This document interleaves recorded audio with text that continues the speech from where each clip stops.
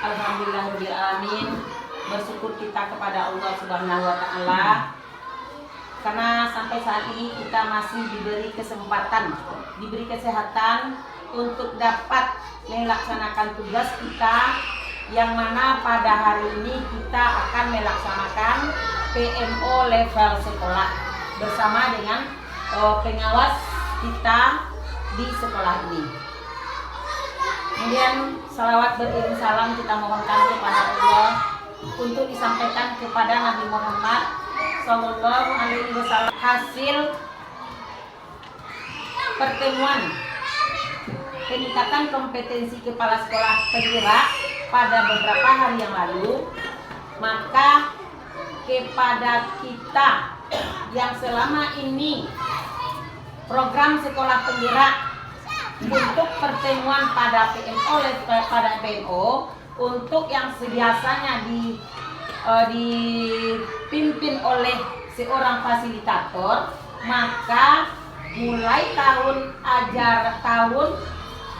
tahun ini 2023-2024 untuk angkatan 1 dan angkatan 2 itu diserahkan kepada kepala sekolah sebagai pemimpinnya, dan nanti akan diberikan pendampingan oleh fasilitator.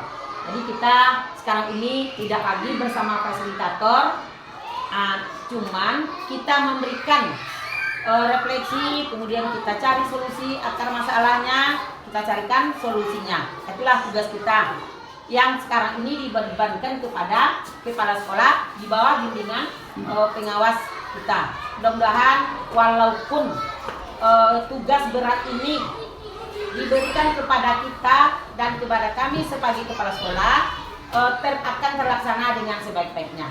Jadi dengan niat yang ikhlas kita mulai acara PMO kita ini untuk angkatan 1.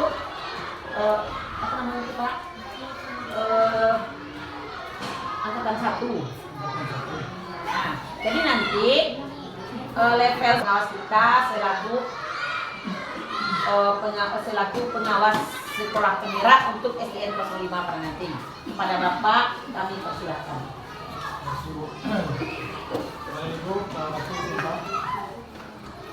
Bismillahirrahmanirrahim.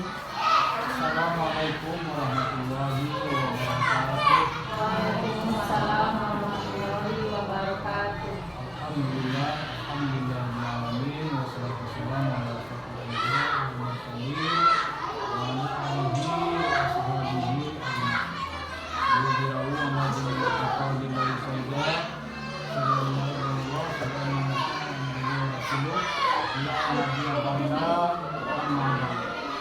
puji syukur melanjutkan sekolah tadi. Kalau dulu PMO dilaksanakan oleh Fasil, sekarang PMO diserahkan ke satuan pendidikan. Sebelum kita menyampaikan PMO para ibu, pertama hari ini boleh saya melamun minta maaf. Pertama berjanji di kawan untuk hari Senin kemarin. Pertama beliau mengingatkan mengenai rapor pendidikan di seluruh tanah datar itu masih ada yang merah tentang literasi dan numerasi. Ini penyebabnya karena kurangnya minat baca baik dari guru kita maupun dari anak-anak kita. Kemudian solusinya masing-masing kelas dia harus membuat pojok baca di sudut kelas kita masing-masing. Kemudian kita sediakan sumber bacaan mulai dari buku cerita atau buku pelajaran. Itu solusinya sekolah PSP 2 angkatan 1 di SD 05 Padang Ganting. Para ibu tentunya PMO ini tanpa dukungan dari Pak dan Ibu itu tidak akan terlaksana dengan baik. Jadi kami meminta mari kita kolaborasi dengan baik, kerjasama dengan baik dengan kepala sekolah bersama guru dalam PMO ini untuk tata cara pekerjaan kita dalam PMO tadi. PMO ini yang pertama dulu kita disuruh memilih 2 topik, ada 4 topik, kita pilih topik 2 sesuai dengan permasalahan yang ada di sekolah kita. Kemudian topik itu apa yang menjadi masalah. Kemudian kita pecahkan masalah di sekolah kita bersama-sama yang dipimpin oleh kepala sekolah itu. Kemudian dicari solusinya, apa solusinya nanti. Kemudian yang terakhir bagaimana tindak lanjutnya. Tindak lanjut. Kemudian dalam PMO ini pada Ibu itu kita mengirim laporan ini ke Pasil langsung online. Sebab batas terakhirnya pada Ibu tanggal 20 September. Kalau tidak lakukan PMO laporan kita tidak terima lagi, sudah tertutup. Kemudian dalam 2 topik ini kita laksanakan PMO untuk 6 kali pertemuan. Untuk selanjutnya kita minta kepada Ibu Ati Yolanda untuk menyampaikan apa yang telah dibuatnya tentang bahan ajar ini, yaitu khususnya kepada pembagian CP, TP dan ATP tadi untuk kelas 1. Pada waktu Ibu Ati, kita persilakan. Baik Bu, Assalamualaikum warahmatullahi wabarakatuh. Waalaikumsalam warahmatullahi wabarakatuh. Baik Bapak Ibu semuanya, ini kami akan menampilkan modul ajar kami kelas 1 yang telah kami rancang berdasarkan dari hasil PMO kami bersama Ibu Fasilitator.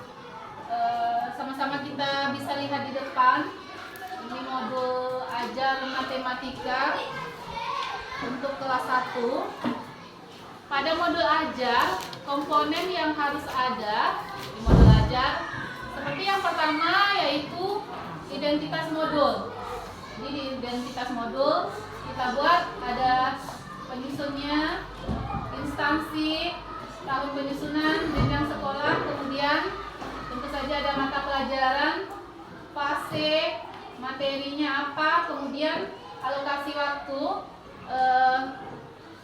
Kemudian kebetulan di sini kami menyusun alokasi waktunya untuk 2 jam pembelajaran, yaitu 2 kali 35 menit. Kemudian di komponen yang kedua di situ terdapat kompetensi awal, yaitu mengetahui konteks yang digunakan pada metode pengurangan atau dengan cara bersisa. Kemudian yang ketiga yang harus ada pada modul ajar kita yaitu profil pelajar Pancasila. Kebetulan di sini yang terangkum di modul ajar ini yaitu kami ingin menerapkan profil pelajar Pancasila, yaitu bagaimana anak bisa bertoleransi, anak bisa mandiri, kemudian bertanggung jawab. Kemudian di komponen selanjutnya yaitu sarana dan prasarana. Di sini sarana dan prasarana yang saya pergunakan yaitu buku dari Kementerian Pendidikan dan Kebudayaan, ada proyektor internet, kemudian ada smart TV, kemudian ada video yang banyaknya sampai 20. Kemudian elemennya di sini adalah elemen bilangan. Selanjutnya alur tujuan pembelajaran. Jadi dari CP kita turunkan menjadi ATP. ATP yang menyangkut pembelajaran 2JP ini adalah mengurangkan 2 bilangan cacat sampai 20. Jadi tadi kan ada penjumlahan dan pengurangan ya ibu-ibu. Jadi saya ambil yang ATP-nya hanya mengurangkan 2 bilangan conca sampai 20. Lanjut, lalu kita cari tujuan pembelajarannya. Di sini tujuan pembelajarannya sama-sama bisa kita lihat. Dengan menggunakan media papan pengurangan, peserta didik dapat melakukan pengurangan dengan menggunakan kata-kata atau angka dan gambar bilangan cacat sampai 20 dengan benar. Kemudian, siswa dapat melakukan pengurangan dalam kehidupan sehari-hari dengan menggunakan kata-kata, angka, dan gambar bilangan cacat. Asesmen penilaian. Di asesmen penilaian ini juga dibagi menjadi yang pertama asesmen diagnostik, kemudian asesmen formatif. Nah, ini contohnya kita tiap hari modul ajar kita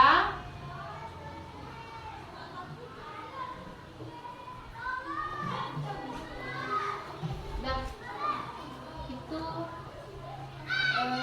contoh modul ajar kami di kelas 1. Bu. Lagi. Nah, baik. Terima kasih kepada Ibu Wati yang telah memaparkan atau menyampaikan hasil dari bahan ajar yang telah beliau susun untuk untuk mata pelajaran matematika kelas 1. Dari paparan materi tadi, coba Bapak dan Ibu analisa apa yang kira-kira belum ada baik pada kelas 1 atau pada ibu-ibu dan bapak yang ibu bapak buat, yang ibu bapak pahami, mana kira-kira yang belum dipahami dan mana dan apa yang harus kita perbaiki, atau ada ataukah sudah benar di yang seperti itu atau bagaimana. Coba Tami, itu merupakan satu pertanyaan Fitri. Nah, kita baru ke Merdeka ini, jadi kan kita sama-sama belajar, masih saya sendiri pribadi masih kurang mengerti tentang modul ajar karena lanjut. ya kalau menurut saya modul ajar ini sudah baik ya, sudah sesuai mungkin dengan langkah-langkah dalam kurikulum Merdeka.